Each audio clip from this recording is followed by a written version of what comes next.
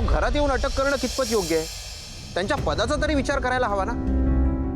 कसले पुरावे? पुरावे सगळे बनावट होते. तुम्ही जामिनाची प्रोसेस सुरू करा, मी 15 मिनिटात पोहोचतो.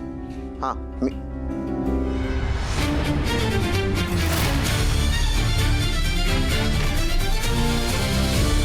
आलो, मी येतो. शिरीष घाणेकर कोण आहे?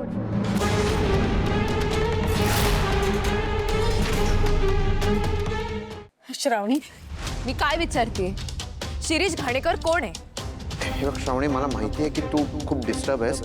तू बस ना, आपण बोलूया. शांत हो. कशी राहू मी शांत? शांत राहायची वेळ निघून गेली आता. मला उत्तर हवंय. शिरीष घाणेकर कोण आहे? तुमच्या साहेबांनीच घेतलं ना त्याचं नाव.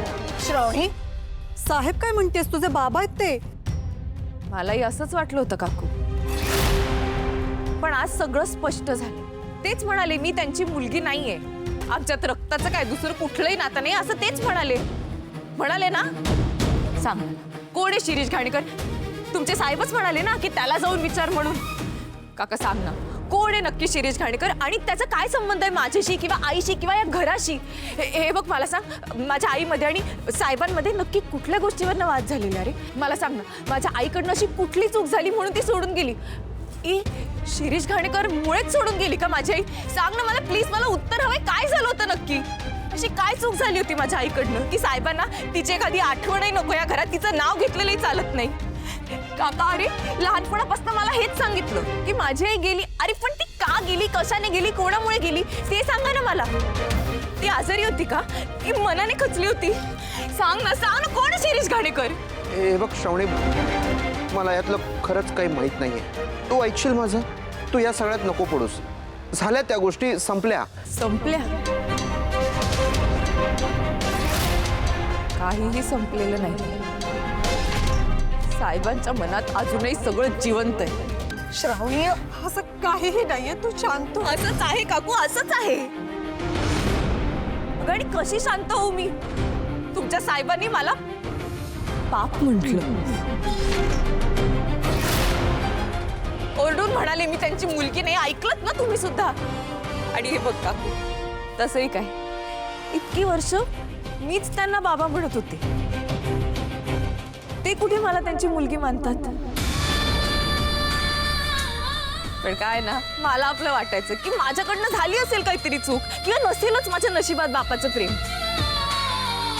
पण आज आमच्या नात्यात जो काही शेवटचा धागा होता ना, तो पण तुटलाय. श्रावणी, अगं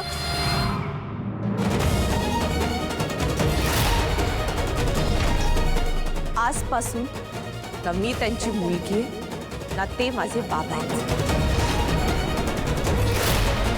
जसे इतरांसाठी ते साहेब आहेत, तसेच माझ्यासाठीही साहेब.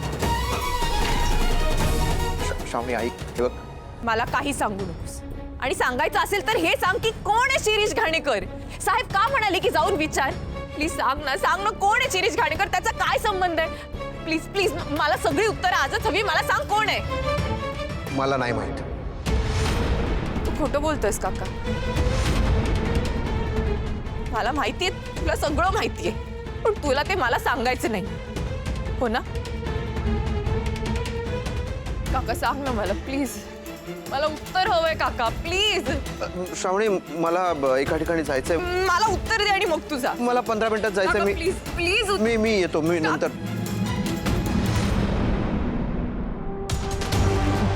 पिऊ काय करते मी बघून येते. काकू नाही. काकू,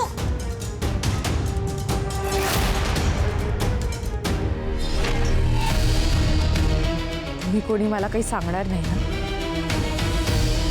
ठीक आहे, पण मला माझ्या प्रश्नांची उत्तरं हवी आहेत आणि मी ती मिळवणारच.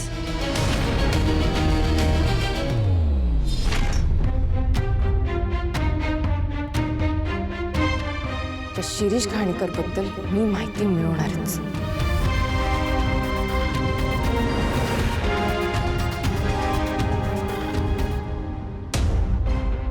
शिरीष घाणेकर, इथे तर 100 शिरीष घाणेकर आहेत. आता ह्यातनं मला जो शिरीष घाणेकर हवाय तो कुठला आहे? काय करू मी आता? कसं शोधू? साहेबांकडनं मला त्याचं नाव कळलं ना, मग आता त्याच्याबद्दलची माहिती सुद्धा मला साहेबच देतील. हा मॅडम बोला की. शुभू, कसे आहेत ते? चौकशी चालू आहे अजून. बरं ठीक आहे, तू घरी ये. काय झालं? मला तुझ्या साहेबांना भेटायला यायचंय म्हणून घरी ये, गाडी घेऊन. मॅडम मला साहेबांसोबत इथं थांबायला पाहिजे. तू थांबल्याने त्यांना सोडणार आहेत का? नाही ना, मग लगेच घरी ये. मॅडम ऐका की, पोलीस कुणाला बी भेटू देणे झाल्यात. मी मगापासून इथं आहे. असे कसे भेटू देणार नाहीत? मी त्यांची मला काय माहित नाही, तू घरी आत्ताच्या आत्ता. मॅडम पोलीस कुणाचं बी ऐकाना झाल्यात. काहीच ऐकत नाही आहेत ते. हे बघ शुभू, काय करायचं ते कर, कोणाला फोन करायचं त्याला कर, वाटेल ते कर, पण मला त्यांना भेटायचं. तू घरी आधी मला घ्यायला. मॅडम का चिडल्यात एवढ्या आता? श्रावणी, श्रावणी थांब. श्रावणी, कुठे निघालेस घाईघाईत? माझ्या प्रश्नांची उत्तरं मिळवायला निघाले तुमच्या साहेबांकडे. श्रावणी, अगं वेडी झाली आहेस का? पोलीस स्टेशनला कशाला? आणि सारखं साहेब साहेब काय ग? तुझे बाबा आहेत ते. श्रावणी, एवढा राग बरा नाही. बाबा नाही आहेत ते माझे काकू. आणि हे सत्य जरी तुम्ही लपवून ठेवलेलं असलं ना, मी त्यांनी मला स्पष्ट सांगितलं की मी त्यांची मुलगी नाहीये, कोणीच नाहीये. आता जर मी त्यांची मुलगीच नाहीये तर कशाला त्यांचा राग सहन करू? हे बघ, मला जे प्रश्न पडले त्याची उत्तरं मला हवी आहेत. त्या साहेबांनी मला जे सत्य सांगितलंय ना, त्याच्या मुळाशी मी जाणारच. बस.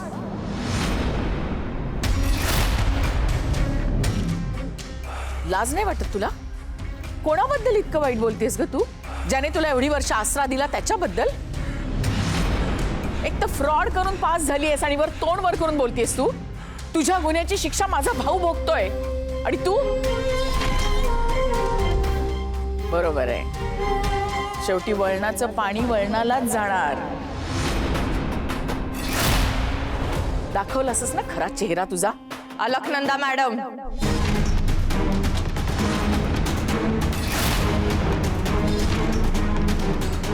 बास, तोंड आवरा तुमचं.